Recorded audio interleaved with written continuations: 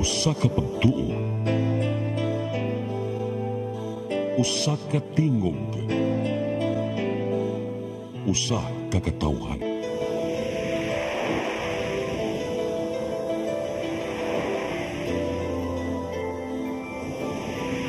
Cebu Catholic Television Network.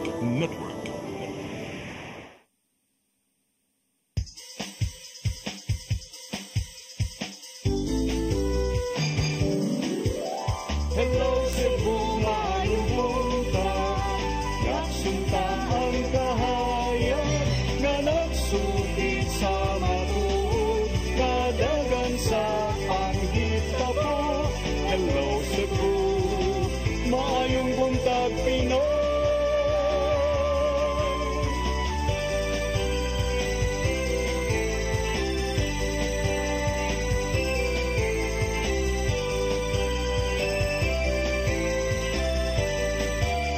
Ang katutulungan sa mga katawhan. Hello Cebu, hello Cebu, maayong buntag Pinoy, maayong buntag Pinoy, maayong buntag Pinoy. Hello Cebu, may buntag Pinoy. Adlaw karon nga Biyernes, piksa 6 sa buwan sa Disyembre 2024. Sangan sa akong partner nga si Attorney John Destacamento. Ako niyang alagad sa kahanginan, Malu Inocando Tabar. Uban ni may hangtod sa alas 9 karong buntagas ng programang Hello Cebu, maayong buntag Pinoy. Ato dahil ipadangat ang atong latest weather update. Gikas Pag-asa Mactan, Sir Romeo Aguirre. Good morning. Yes, Ma'am Malu, good morning. Og sa itong mga suki ng mga viewers karong orasa. Kini ato ang pinakaulahing kalambuan sa itong kahintang sa panahon. Wala kita gi-monitor nga weather disturbance o mga low pressure area sa sulod ug gawas sa ato ang Philippine Area of Responsibility. Samtang shareline nagapasulabi karon sa silangan nga bahin sa Northern Luzon. Unya northeast monsoon kun amihan nagapasulabi pod sa extreme Northern Luzon. Karong adlaw, ang Metro Cebu apil na kinatibuk ang bahin sa Kabisayaan, init gyapon ang masinati nga timpos panahon. Fair weather magpasulabi ug doon na lang tay kahigayunan sa mga patak-patak na mga pag-ulan, pagpanugdog ug kilat, labi na sa hapon ug sa gabi tungod sa mga localized thunderstorms. Padayon pud kita ang dunay hinay ngadto sa kasarangan nga pagguro sa hangin gikan sa amihanang silangan ngadto sa amihanan nga magapasulabi sa tibok Kabisayaan ug ang kadagatan hinay ngadto sa kasarangan ng mga pagbalud. Temperatura sa Metro Cebu 26 ngadto sa 32 degrees sentigrado. Adlaw mosalop alas 5:21 sa hapon, kadagatan munas alas 8:41 karong buntag sa gimubuon nga punto 1 metro. Mutaob alas 3:33 sa hapon sa gitason nga punto 7 metro. Kinilang kutob gikan diri sa Mactan sa buhatan sa Pag-asa Visayas DOST, Miss Mio Aguirre og may buntag. Dagang salamat, Sir Mio Aguirre, ug maayong buntag ng tanan din sa Pag-asa Mactan. Karon aritas tong front pages sa mga pamantalaang lokal ug nasyonal atong sugdan sa Sunstar Daily. Sa Sunstar Daily, Pasil Wastewater Project remains unimplemented. Sa Super Balita sa Sunstar, Apo Gisex Lolo Mipalag. Sa The Freeman, first-class towns and cities increased across Cebu Province. Sa Banat News, sa The Freeman, managsuon, gipatay sa ilang papa, suspect naghikog usab. Sa Philippine Daily Inquirer, House assures President of support versus threats. Sa Philippine Star, no impeach talk at palace meet. Sa Manila Bulletin, Marcos touts big trade plans. Ug sa Tempo, kidnapped vlogger killed. Eastman's body missing according to the police. Mao katong front pages sa mga pamantalaang lokal ug nasyonal. Sa among pabalik mo ipadangat kaninyo mga balita nga nahipos tong kaubanan sa CCTN News and Public Affairs team. Please stand by. Hello Cebu, hello Cebu, maayong buntag Pinoy, maayong buntag Pinoy, maayong buntag Pinoy. Discover the beauty of the Philippines.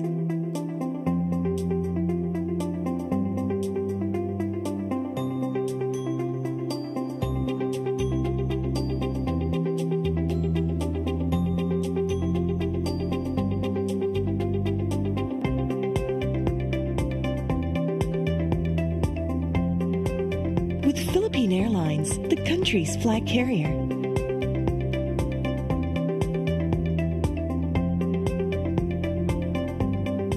The airline that lets you feel the warmth of the nation.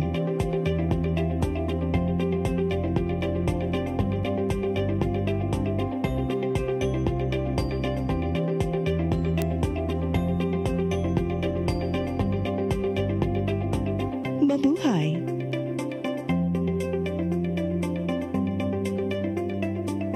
Start today. Unlock the secret to a healthier you. You're worth it. Health is wealth. Health Plus. CC Flow and Health Lift Plus. Health is wealth. Your path to a new start. Nutrition, Exercise and elimination. water, Sunlight. temperance, Air. rest and recreation. And most of all, Trust in God. Learn from our doctors. Be blessed by the testimonies of our overcomers. Ang inyong programa, Alang sa may sakit, walay sakit, ug dili ganahan magkasakit. OzoneMed Wellness Clinic New Start. Napapanood every Saturday 8 to 9 a.m. Og ang replay airing matag Miyerkules 1:00 hangtod 2:00 sa hapon. Dinhilang sa CCTN Channel 47. New Start, OzoneMed Health and Wellness Talk.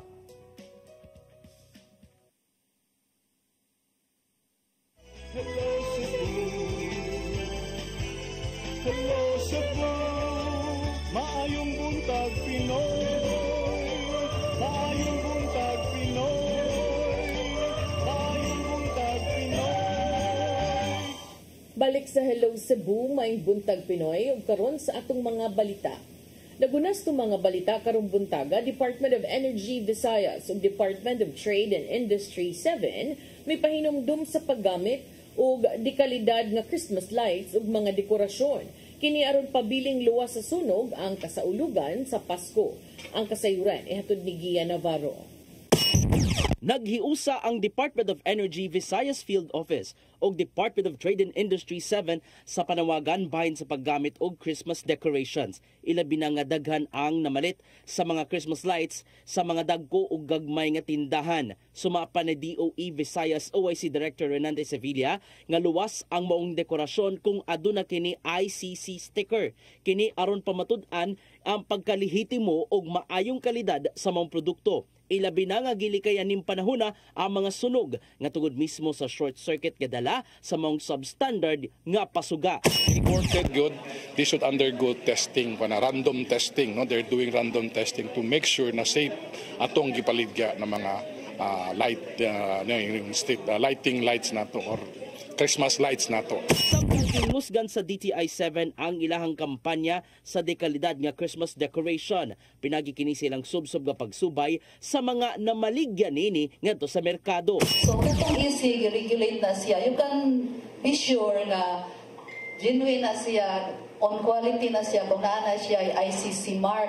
Kanang ICC mark for imported na siya nga mga lights. Ang PS sa Philippine mark, sa Pilipinas siya nagpa-check sa standard, verify sa standards through our BPS. Pinunapilin pang maayo ang supply sa kuryente ning holiday season. Painumdum usab ni Sevilla gikan sa DOE, di gyud magpalabi sa paggamit og kuryente aron dili usab butako ang bayranan. Sama lang sa paggamit sa ubang appliances nga dili kinahanglan. Energy conservation measures, no? Putting off the light kung walay gagamit. These are very simple things that you can do, no? Simply by using your finger. CCTN News.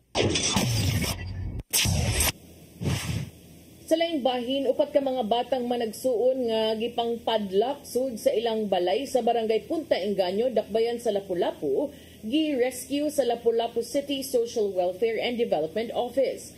Kini mao'y sagad sitwasyon sa mga bata kung mulakaw o mutrabaho ang inahan nga mao'y nag-inusarang nagbuhi kanila. Mga detalye sa report ni Crystal Joy Pelerca. Pila mo kabuok dira day? Upat? Upat?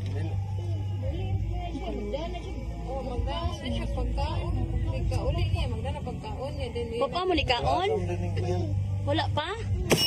Kini mo'y sitwasyon sa upat ka mga batang managsuon nga gipadlakan sulod sa ilang panimalay sud na sa pila ka oras sa Sitio Malingin, Barangay Punta Inganyo, Dakbayan sa Lapu-Lapu.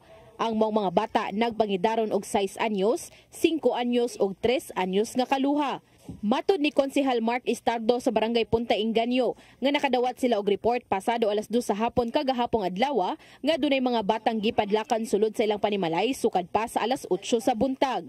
Hinungdan nga gi-report kini nila sa kapulisan ug nakig-coordinate sa City Social Welfare and Development Office. Halimbawa sa atong BCPC Focal, si Joanne Pagugong, pwede ba ko ng mga ipakitabang sa barangay nga iparescue ang mga bata kay ang ilang kakuyawan o magkinaunsa dito sa sud or magduwa bag kayo dito or masunog kunya lakbaya kay gipadla kunya gikandaduhan gyud.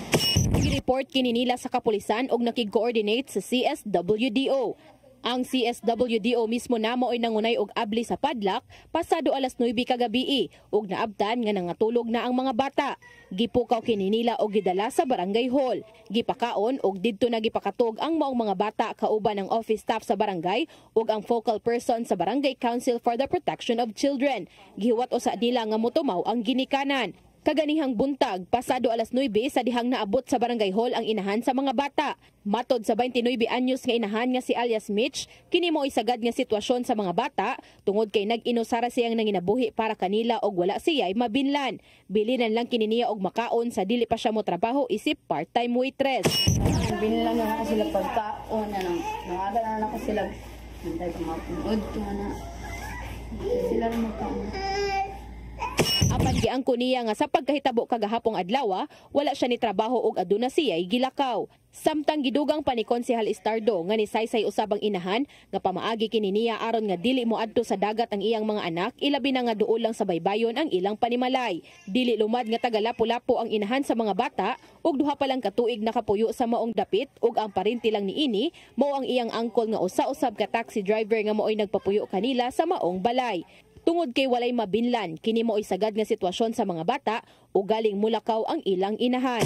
Ako gipangutana nga silingan gyud nila ni saysay nga dugay na gyud kuno na sila dugay na sila diha nagpuyo unya kadaghan na gyud kuno na kahigayon nga ingana gyud ang mahitabo nga inig-duty sa mama kay ibilin ra gyud ang mga bata unya ipadla para diha.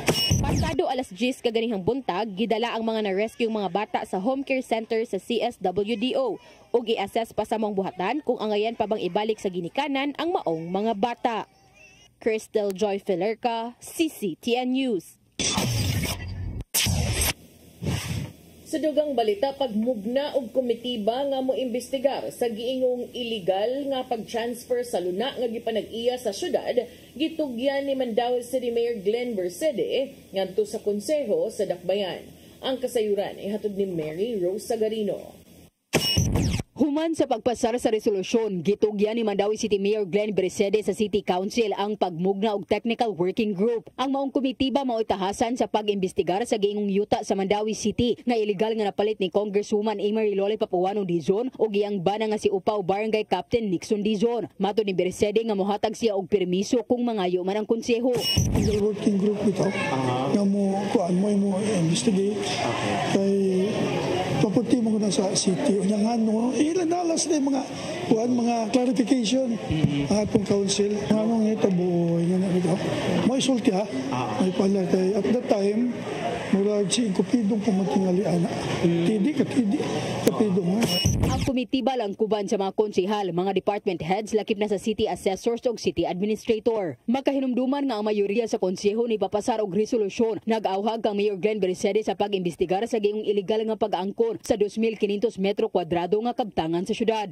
Ug ako igi uturay kading mga authority na ko ang council to let them inspect mo magmuhatag na lang yung ko as mayor nga sila mo inspeksyon nito. Ang nahisgutang yuta original nga kabahin sa 186 ka hektarya nga reclamation agreement tali sa kagamhanan sa Dakbayan ug usa ka pribadong developer. Ang resolusyon nagingon nga ang yuta nga nahimutang sa barangay sentro gipanag-iya kuno sa syudad apan giingong illegal nga gi-transfer hinungdan sa pag-issue sa transfer certificate of title niadtong tuig 2022. Ang alegasyon sa illegal nga pag-transfer unang gisangat ni Edward Edward Liga sa Office of the Ombudsman Visayas diin kasamtangan ng giimbestigahan. Sa unang statement ni Juan Dizon ay ang giinsister nga legal ang transaksyon. Matod sa kongresista nga usa pa siya ka private citizen dihang gihimo ang pagpalit kapin 30 ka tuig na ang nakalabay. Mary Rose Sagarino, CCTN News. Sa dugang balita, Comelec Lapu-Lapu ni pahigayon ng automated counting machine roadshow sa barangay Punta Engaño. Sagad sa nakasuway sa machine, mga senior citizens. Ang kasayuran, ihatod ni Crystal Joy Felerca. Mga botante na usab gikan sa barangay Punta Engaño, Dakbayan sa Lapu-Lapu ang nakasuway paggamit sa automated counting machine tungod sa gipahigayon sa Comelec Lapu-Lapu nga ACM roadshow kaganihang buntag. Sagad sa mga nakasuway paggamit sa machine nga gamiton sa 2025 midterm election, mga senior citizens sa maong barangay. Matod ni Attorney Anjanet Lamban, ang Comelec officer, nga base sa ilang nakuha nga feedback, ang mga nakasuway niini wala maglisod sa paggamit, ilabi na nga mas dako na ang screen sa maong machine ug dali na nilang matandi kung sakto ba ang ilang resibo ug ang ilang balota. Ang barangay Punta Engaño mo ikaduhang barangay sa Dakbayan sa Lapu-Lapu nga nakasuway paggamit sa automated counting machine. Samtang gipasabot usab ni Attorney Lamban nga ang maong machine nagamit og kuryente apan adunay nakareserbang battery aron nga kung ugaling adunay pagkapidok sa supply sa kuryente ato sa election padayon kining magamit. Naka-reserve ang atong battery ani just in case dunay power failure. So duha gyud kabuk atong gamiton. Just in case mo run out at continue ang iyang function kay mo support naman ang lithium battery ang atong gigamit. Pasalig niyang ang nakareserbang battery makasugakod hangtod nga mahuman ang eleksyon. Dugang pa sa Comelec officer nga kung unsa ang gidaghanon sa clustered precincts, susamang gidaghanon usab ang gamiton nga ACM. Ang Dakbayan sa Lapu-Lapu adunay 302 ka clustered precincts ug nakita ni Attorney Lamban nga mas nisaka karon kumpara sa national election ni adtong 2022 tungod kay nisaka usab ang mga nagparehistrong mga botante. Crystal Joy Felerca, CCTN News. Sa atong katapusang balita, amahan nga buwag na sa iyang asawa, nagpusil sa iyang kaugalingon, human gipamusil patay ang duha ka mga anak ni ining babay nga nag-edad og 5 ug 3 anyos didto sa lungsod sa Bacong, Negros Oriental. Matod sa kapulisan, nasuko ang suspitsado tungod kay wa mo sugot ang asawa nga hulman ang iyang duha ka mga anak. Mga detalye sa report ni Arnold Bustamante. Patay ang duha ka anak babae nga nagpagidaron og 5 ug 3 anyos suman po sila sa ilang kaugalingon nga amahan nga 30 anyos nga nagkutlo usab siyang kinabuhi dito sa sitio San Roque, Barangay Buntis, lungsod sa Bacong, Negros Oriental, alas 8 ng buntag. Matod sa hepe sa Bacong Police Station nga si Police Major Van Joel Tingson nga kanhi nagpuyo ang pamilya sa Barangay Bagakay sa Dakbayan sa Dumaguete, Negros Oriental apan tungod sa panag-away sa magtiayon dunay gipagawas nga Barangay Protection Order ang barangay ngadto kanila. Ang suspitsadong amahan usa ka security guard nga sakop sa Tapcom Security Agency nga nagbase sa Dakbayan sa Dumaguete. Pagka alas 8 sa buntag, naabot ang amahan sa balay sa mga biktima sa Barangay Buntis ug nananghid sa iyang asawa nga hulman ini ang duha niya ka mga bata apan gibalibaran kini. Pipila ka gutlo ang milaway mikuha siyang dala nga armas ka kalibre 9mm ang amahan ug giuna sa pagpusil ang asawa apan wala kini maigo kay nakadagan og gisunod niini pagpusil ang 5 anyos dayon ang 3 anyos ug nagpusil usab ni siyang kaugalingon ang suspitsado tumong sa ulo. Patay diha dayon ang 5 anyos ug ang amahan samtang gida sa Holy Child Hospital sa Dumaguete City. Ang 3 anyos nga naginhawa pa sa pag-abot sa mga pulis na tungtungura apan gideklara kini sa mga doktor nga dead on arrival. Nakakuha ang mga responding pulis sa kalibre 9mm dito sa kilid sa lawas sa suspitsado nga may gigamit sa krimen. Matod ni Police sa Major Tingson nga dili na maayo ang relasyon sa magtiayon gani nakakuha og Barangay Protection Order ang asawa dito sa ilang gipuy-an sa Dumaguete nga tungod ani ni balhin sila sa pagpuyo sa Bacong sa yuta sa ginikanan. Wala mahibaw kung kano sa nagbuwag ang duha ug unsa hinungdan tungod kay wala kini mabutyag sa asawa sa mga investigador sa Bacong Municipal Police Station. So upon initial verification and statement sa inahan, nag-secure daw na siya og Barangay Protection Order dito sa Barangay Bagakay, Dumaguete. And then she transferred to Bacong kay she is a resident of Bacong. And then ganyang buntag na abot ang iyahang pares, ang husband ni hangyo daw nga pwede ba nga muhulam sa mga bata. And then the wife did not allow uslan sa amahan ng mga bata. Na puro babae, 5 and 3 years old. Ito, nga doon na sila yung mga heated arguments, yung altercations, and then all of a sudden, nidrola o kalit ang husband, o gipusil nga dito sa iyang kuhan. Dalagan itong inahan, gipusil ito yung 5 years old una, and then isunod yung pusil ang 3 years old. Lugar Singson nga ilang isusi karon sa security agency kung ang armas ay gamit sa suspitsado, iabang nga service firearms o nganong nakadala kini sa maoga armas sa iyang pag-adto sa lungsod sa Bakong. Ang motibo nga gitanaw karon sa mga investigador mao ang panag-away sa magtiayon gumikan kay nakakuha man kini og barangay protection order ang asawa niini. We will be conducting further verification ma'am on the information regarding sa husband, and on the possible motive ma'am is that there is a family between the husband and wife na sila family issues. Considering in consideration ang wife is nagkuha na siya og barangay protection order against her husband dito sa barangay Bagakay, Dumaguete. Nagkalayo na sabang Bakong Police Station sa kapulisan sa Dakbayan sa Dumaguete alang sa imuon nga background investigation sa suspitsado nga amahan. Arnold Bustamante, CCTV. Magkatong mga balita nga nahipo sa tong kaubanan sa CCTN News and Public Affairs Team. Yung katong nakita kagahapon sa mga balita sa Sayre 47. So mo break sa tag kadali kung sa atong pagbalik mga paghisgot-hisgot. Please stand by. Hello Cebu, maayong buntag Pinoy, maayong buntag Pinoy, maayong buntag Pinoy. Discover the beauty of the Philippines.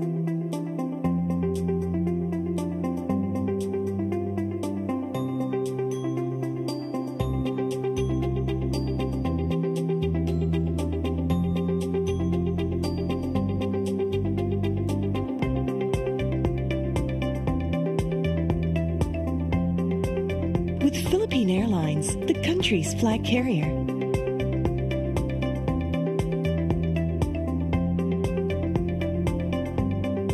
The airline that lets you feel the warmth of the nation.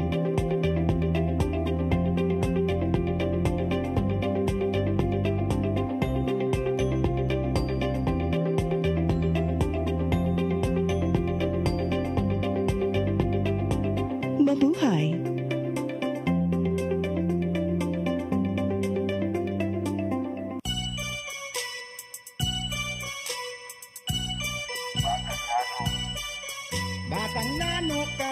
Batang nano kami, adlaw gabi ikumbati permi, bahalag pobre, basta happy lang mi, ang kinabuhi in ani gyud ni, padayon lang, suko sa hagit bisag matulimbang, padayon lang,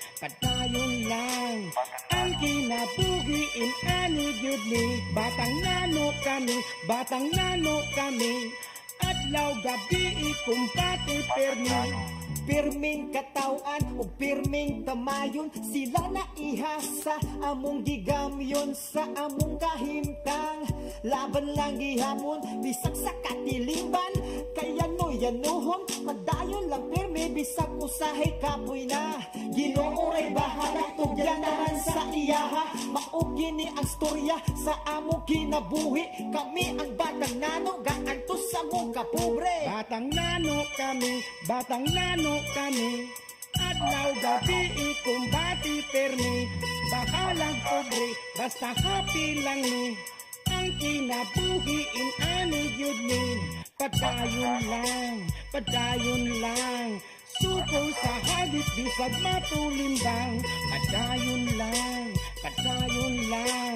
ang kinabuhi in ani gyud ni, sa matag adlaw na pagsuway among ang kayanon, kinahanglan nga anaron among kaugalingon, maning kamot kada adlaw para lang na ay makaon, makakwarta lang gamay kami na magmalipayon, padayon lang perme bisag usahay kapoy na, Ginoo ray bahala itong yan tanan sa iyaha, maugini ang storya sa among kinabuhi, kami ang batang nano gaantos sa among kapobre, batang nano kami,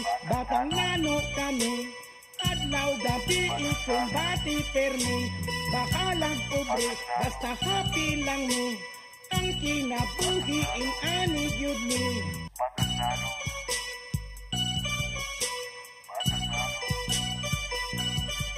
Batang nano kami, adlaw gabi ikumbati permi. Kaulang sa taon mi.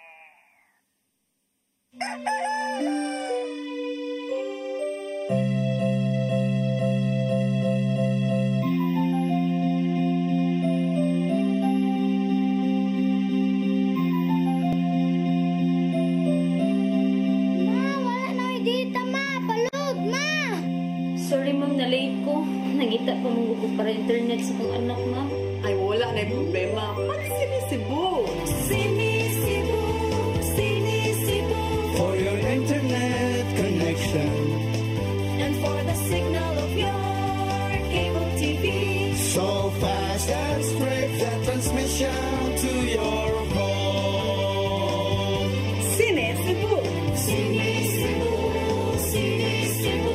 Offers you to have fiber optics. For your viewing experience, perfect and clear so far. So great and affordable for you to enjoy. Sinisibu. Sinisibu Television Network Incorporated offers fiber to the home broadband internet bundled with fiber to the home cable TV connection. Sinisibu Television Network Incorporated with its operation in Metro Cebu and the whole province of Cebu soon. And affordable for you to enjoy. Sinisibu. Hello Cebu. Hello Cebu. Maayong buntag Pinoy. Maayong buntag Pinoy. Maayong buntag Pinoy. Balik sa Hello Cebu, maayong buntag Pinoy. Nga pila na lang kaadlaw gani Ate Inday, Pasko naman, no? Marag 19 days kung wako na sayo before Christmas. So, syempre, every year magyudning mo remind sila, no?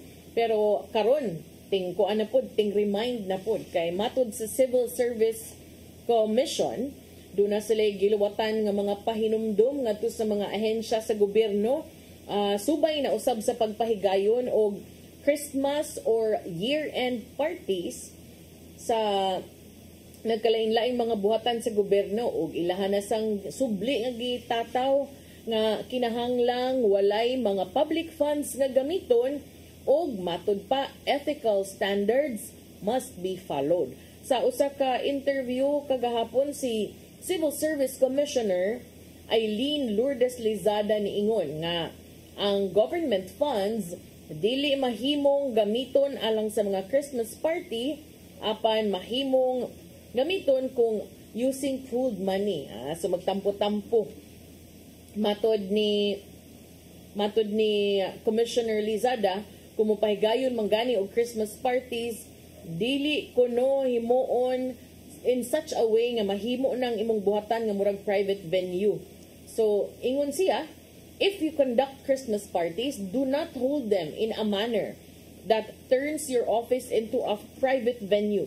Offices, matud pa, dili kuno na murag bar ang atong mga opisina sa gobyerno, diin ikahuman sa alas 5, mahimo na kang manigarilyo o mag-inom diha sa sud. Anya, naarabay uban nga inaani po tuod, no? So, klaro to ha, giingon sa Civil Service Commission, yung board member, Civil Service Commissioner Eileen Lizada, nga kung mupahigayo Christmas parties, ayaw himo ang private venue ang mga buhatan sa gobyerno. Kay di ko na bar. Ngayon mag alas 5, inig punch out, pwede nang mag-inom, pwede nang manigarilyo sud sa opisina. Iyahang giluwatan, kining maong pahinumdum, human ang Malacañang miauhag sab sa mga ahensya sa gobyerno nga idonar ang ilahang mga natigom gikan sa mga mas gipakalma nga mga pagsaulog sa Pasko. Ang masave kuno din ha, adto na lang kuno itampo o baka idonate sa mga tao nga naapektuhan sa milabay nga mga bagyo. Matud ni Lizada, iyang gitambagan ang mga ahensya sa gobyerno nga mo konsulta sa Commission on Audit o sa Department of Social Welfare and Development first sa dili pa mohimog mga donasyon. Kay kinumduman, ningon bitong Malacañang sa mga ahensya sa gobyerno nga minor-minor ta sa atong mga Christmas party. Kaya aron makatigum ta, niya, imbis ang budget na to sa itong Christmas party, kuhaan na to, tungaon ba lang, ang katunga i-party, ang katunga idonar sa mga biktima sa bagyo. Napagyilain, gidugang pagyud ni Commissioner Lizada. Ang mga ahensya, dili kuno gitugutan nga modawat og mga pagkaon or mga sponsored venues gikan sa mga pribado nga mga entities alang sa ilahang mga party. Solicitation, dili sad kuno allowed by law, o apil na sad kuno ng pagdawat og mga regalo o mga sponsorship. Nindot kay paminaw ni, pero sa totoong buhay, hindi ko lang alam. Hindi na maalala, Your Honor. Iyang gipahimangnuan ng mga empleyado sa gobyerno kabahin aning pagpanaygon. Ingon si Commissioner Lizada, kining mga empleyado sa gobyerno, di ni mahimong manaygon tungod kay kining pagpanaygon is also essentially considered solicitation. Klaro hinuon ni Commissioner Lizada nga kining mga kalihukan sama sa year-end assessment, diin ang mga ahensya mo evaluate sa nilabay nga tuig, mahimo ning ipahigayon kani kuno allowed expenditures. Matod sa commissioner nga ang mga empleyado sa gobyerno mag-andam lang og project design and proposal na kinahanglang aprubahan sa ilahang head of agency. Ningon si Commissioner Lizada nga ang maong mga kalihukan qualifies as year-end assessment as it is categorized under that expense. Iklaro hinuon ni Lizada nga whether government employees are in a public or private setting, they remain public officials or employees. Ug matud pa, they are still bound by RA 3019, the Anti-Graft and Corrupt Practices Act, and RA 6713, or the Code of Conduct and Ethical Standards for Public Officials and Employees. So, nindot kay paminawon, ang pangutana sad kahaana, unsaon sad ka na nila pag-sure nga natuman yun na, ug naa say mo sumbong, kinsa man say mo sumbong nga ang tanan man sad ganasud sa opisina, niapil man sad og kaon sa lechon, niapil man sad kaon sa, niapil man sad inom, niapil man sad sa party. So, reminder lang na, niya hinaot sa dunta nga kanang matuman. Kaya ang uban sa draba, social kay mga assessment, mga mahalon kay mga venues sa mga assessment. So, on the other hand, moingon sad ang mga tao nga, sigdi na lang sad, deserve sad na, kay tibuk-tuig ba yung nagserbisyo? Manya lang sad kuno, na ako na ikanang makaselebrate sad kuno at the end of the year. Pero, budlay roy, Commissioner Lizada, o katong imong giingon nga, dili mo gasto og pundo sa gobyerno para sa mga Christmas party, mag-amot-amot na lang. Amot-amot ka ha, mudugo pa gurong lamok. Mas may palagi gurong lamok, mas mudugo pa kaysa ka na mo mag-amot-amot. Depende na lang siguro, na lang siguro yung uban. So, kana, klaro na nga reminder, and then it is for all government officials and employees. Timing kayo na nga reminder, kay Pasko ba ya?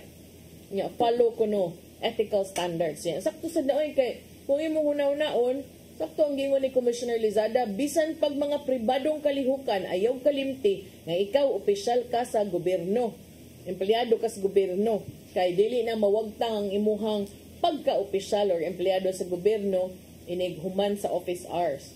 Na, niya, may lang nagmagayo yung buot pirmi. Pareha mo anang ubang grupo ron nga, nagkuyog ka ni Anto sa happy-happy, tuloy ang ligaya, pero inigbuwag-buwag na sa politika, wala lang sa gihapon. Inigbuwag-buwag na sa politika, mauna na yung mag-unay nagsinumbungay. Mauna. Sige, so, pero knowing the Pinoys, dali kayo makakitag paagi. Alitas lang hisgutanan, dunay nigawas karon nga report ng subay sad ni sa investigasyon ni pahigayon sa Senado nga ang mga peke nga mga PWD IDs cost government 88.2 billion pesos in taxes since 2023. Ingon ana ka dako ang damage nga namugna niining mga peke nga mga PWD ID. Matud pa ang gobyerno na alkansi og binilyon sa kining kuano sa tax revenues tungod sad sa pagkuyanap, pagkatap aning mga og mga paggamit aning mga peke, mga tao nga magpatuo nga duna sila PWD aron lang gid maka-avail sa discount. So di na malikaya no namgay uban manghagad pa ganahan kag PWD ID pag sure para unsa man para sa discount lang yun. Para lang kuno libre og parking. Yun niya.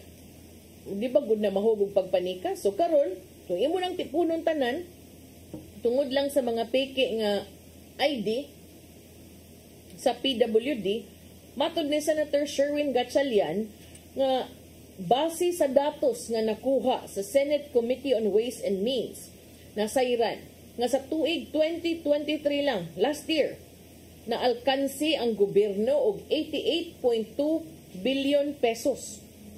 Sa iyang pamahayag atol sa committee hearing kagahapon, niingon si Senator Gatchalian nga in terms of tax leakage system-wide, meaning the government plus the establishments, it is about 110 billion pesos. This means that 110 billion pesos was supposed to go to the government, but 88 billion pesos of that is illegitimate because the source is obviously from illegitimate or fake PWD cards. The use of fake PWD IDs has robbed the national government of revenues it could have collected if not for the VAT exemption and PWD discounts given to unqualified individuals. Matod ni Gatchalian, si Gatchalian sa sayong bahin, niluso sa Senate Resolution number 1239 sa tinguha nga masusi sa bang epekto sa tax collection sa gobyerno tungod ni ining leakage caused by the proliferation of fake PWD IDs.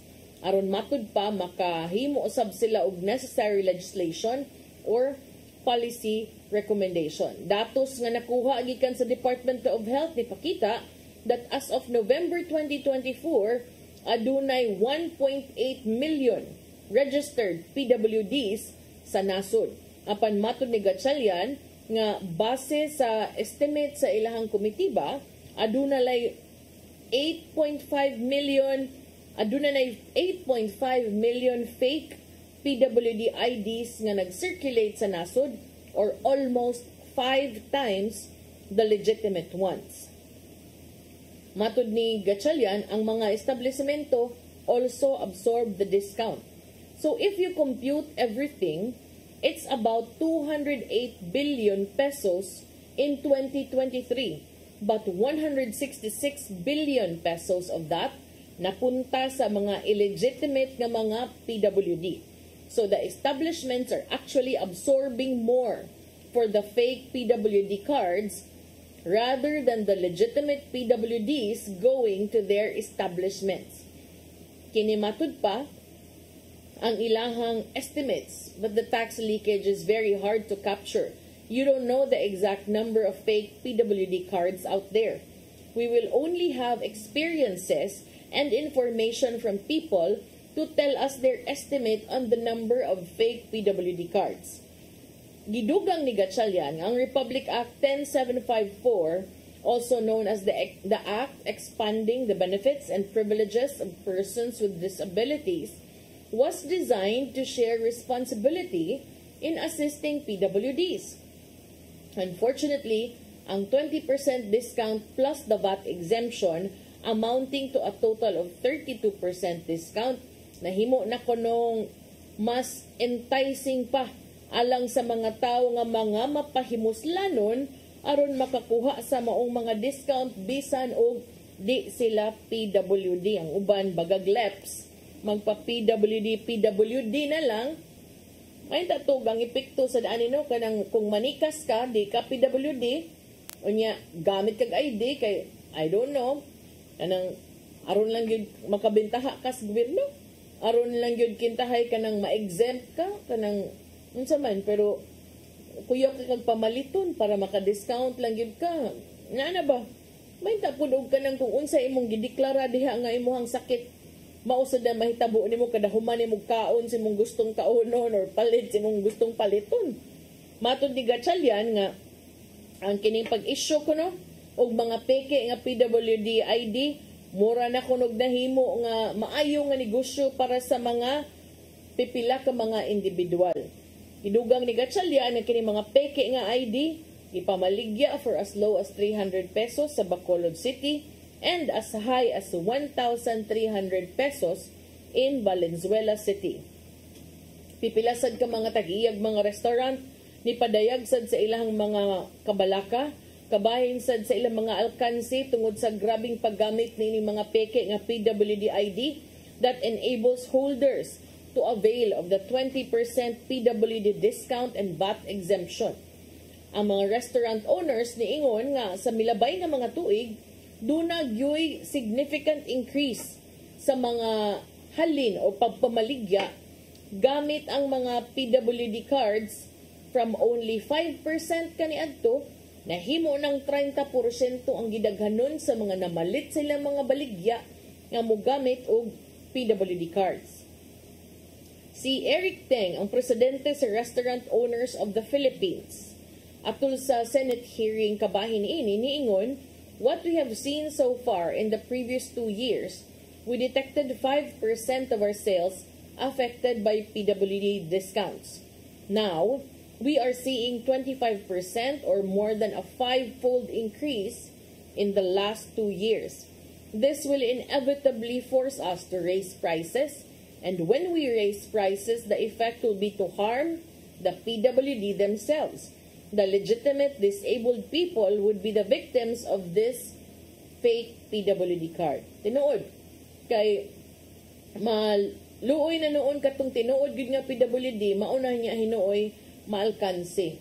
Matod pa nga ilahang gisuportahan ang katungod sa mga PWD o mga benepisyo nga gipanghatag niini apan ang pagbinuang ug paggamit ni ining mga peke nga mga PWD cards dili lamang makaapekto sa mga negosyo kundi lakip na sa integridad sa balaod mismo.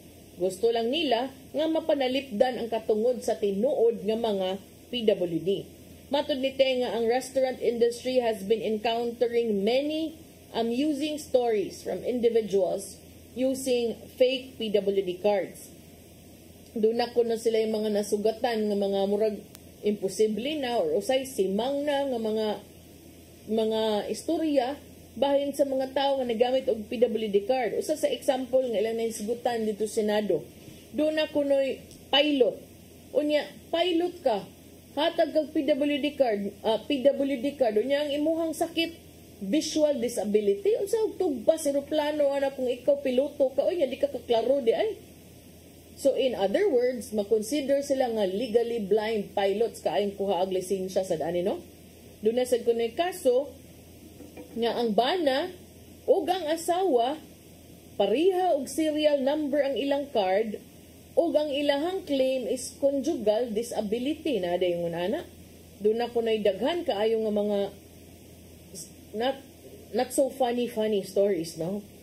It becomes less funny because they are claiming so much discount from legitimate establishments.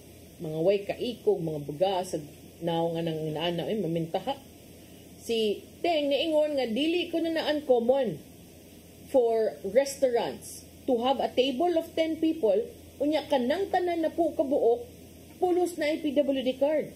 Nakasuway ko na sila ana. It is regularly seen. 100% PWD card usage. When the population of the disabled community in the national population is 2% or less.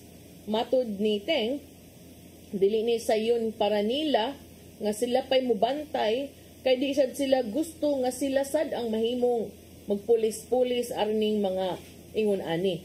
Di sad sila gusto nga madaot ang reputasyon sa ilang mga customer nga moabot in good faith to enjoy their restaurants. Apan kung mapugos sad sila Kinahanglan lang sad sila legitimacy or direktiba gikan sa gobyerno aron tugutan sila nga mubuhat niini. Matud ni Teng ang ilang industriya was about 16 billion pesos in 2023 apan kung imong ilakip na ang 25% nga epekto niini mga peke nga PWD IDs niabot og 1 ka bilyon dolyares ang ilahang alkanse sa ilang sales sa mga restaurants sa Pilipinas tibok nasod sa tuig 2023 lang. Ug ang ilang industriya is expected to double by 2029, which means also that much the increase would reach mga $32 billion. If we expect 50% of that to be affected, the number would be staggering.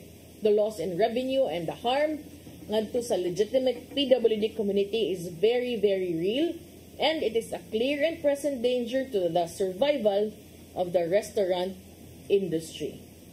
Mauna, katong mga nagpahimo, atong mga ni-avail og mga PWD IDs, unya kay bawgyud mo sa inyong kasing-kasing. Di gyud, wa gyud mo gipamati. Ayaw taon mo ana. Undangin na ninyong bisuha kay lawas na pauli. Kaya matinuod yan nun ang inyong gipamati din ha. Nyawa naman tayo oras at ipadangat ang giandam ni Tatay Dodong ang iyang pulong kinabuhi.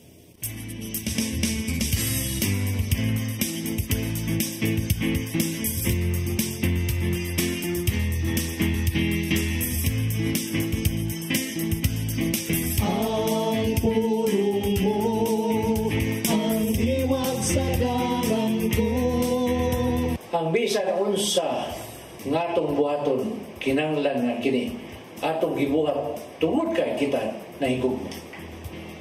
Ug gikinanglan nga ang maong gugma pultli kay way man sa pagkaruningon, way hidden agenda.